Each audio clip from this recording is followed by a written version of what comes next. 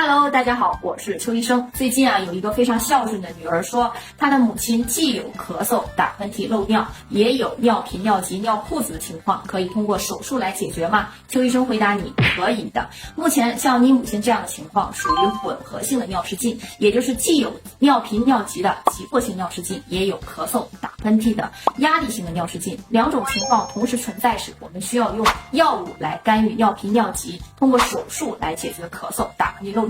因此像你母亲这样的情况呢，需要药物加手术治疗，双管齐下，保证效果杠杠的。你知道了吗？